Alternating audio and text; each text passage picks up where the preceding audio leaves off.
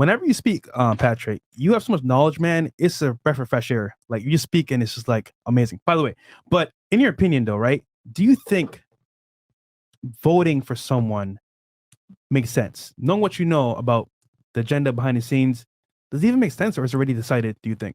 No. You can't have that mindset. See that? So to me, it's funny you say that question. We're having a conversation the other day where a person says, well, why even do this? Because the election's already determined. They already know who's going to be the president. They already know who's going to be that. All of those, every statement and word we use carries weight. Meaning, if you were to compare 10 different people and you listen to their words, there is a way to test how many words they use that carries weight. Somebody that uses low-level conversations, that's a low-level conversation. If you hear somebody that's talking with conviction and you actually unpack the way they talk, you're like, okay, this is how that person talks. It's crisp. The points being made. It makes sense. It's delivered. I receive it. I process it. He makes me think about it, and I go from there, right? Okay.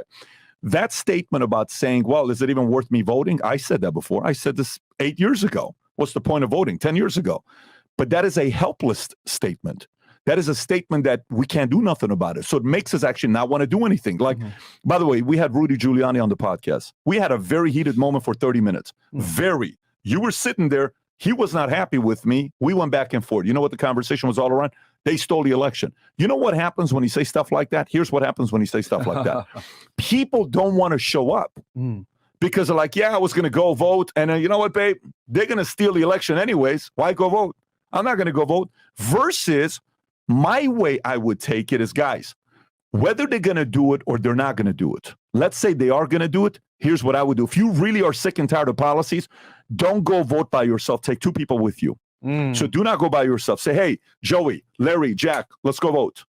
Hey, Mary, Bobby, Jennifer, let's go vote. Don't go by yourself. Take other people with you. And then when you're driving to the place to vote, talk to them. What do you think? Are you going to go this way? Are you going to go that way? What are you thinking about voting for? Do not go and have that mindset of helpless.